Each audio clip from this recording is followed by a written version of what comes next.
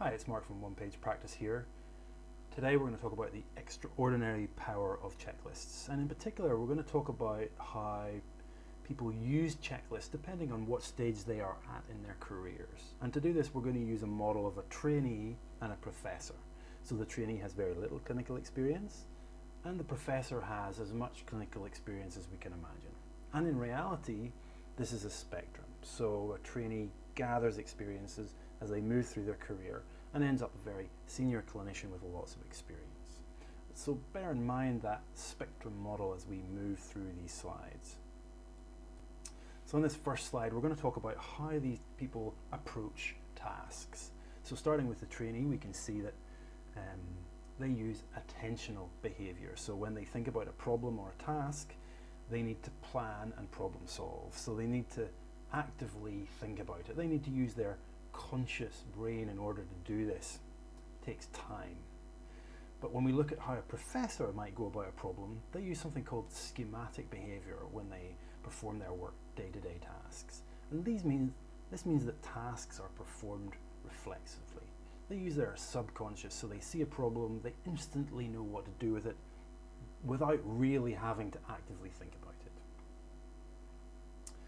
Go on and talk about how these people make errors. So a trainee who uses attentional behaviour will make mistakes, and mistakes are due to a lack of experience, insufficient training, a lack of knowledge. Whereas when we look at the professor who has lots of clinical experience and uses schematic behaviour, they make slips. These are lapses in concentration due to distraction or fatigue.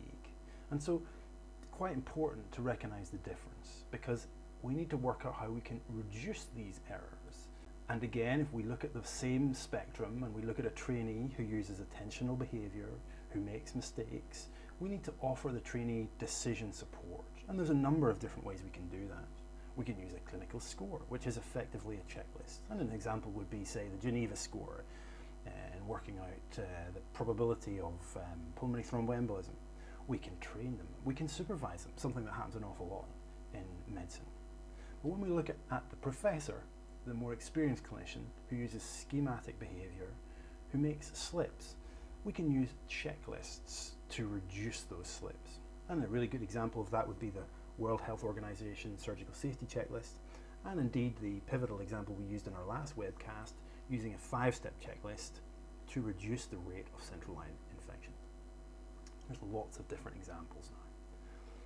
Go on and we look at how these different people use their checklists. So if we do decide to use a checklist, how does the trainee use it? Well, remember, the trainee uses attentional behaviour, he makes mistakes, they need decision support, and if that decision support consists of a checklist, they will use that checklist as what's called a do list. This is terminology coming from the aviation industry, and that means that they read the first point of the checklist, they perform the task, and then they check the box, and then they move on to the second step and they do the same, and the third step. So they work down each in turn, and this is a time-consuming process. When we look at how someone with much more clinical experience uses a checklist, we remember that they use schematic behaviour, that they make slips, that we can use simple checklists to avoid that, and they often use a model which is termed challenge response. And this means that they often perform the tasks from their working memory and then use the checklist as a safety net to make sure that they've completed all the tasks correctly. And you can imagine that even as a professor there are some things you're going to come across that don't neatly fit into your schematic behaviour, and even a professor will have to go back from time to time and use attentional behaviour, and is therefore at risk of making mistakes and needs decision support. And how we go about that is a much more complex task than we're going to talk about today.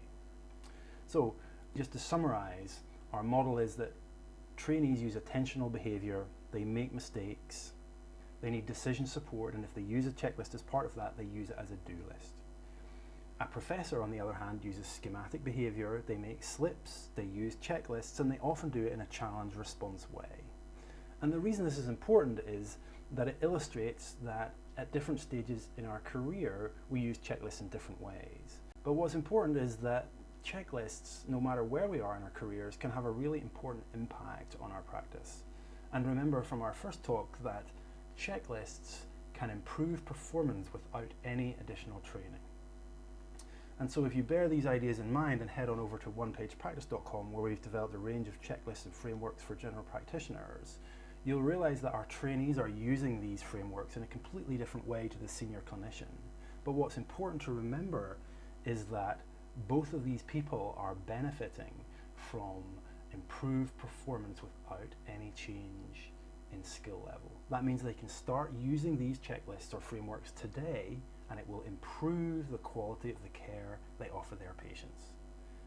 Another example of the extraordinary power of checklists. Please go and explore OnePagePractice.com. If you've got any questions, please get in touch. We're just starting out. We'd love to hear your feedback. Thank you very much for listening.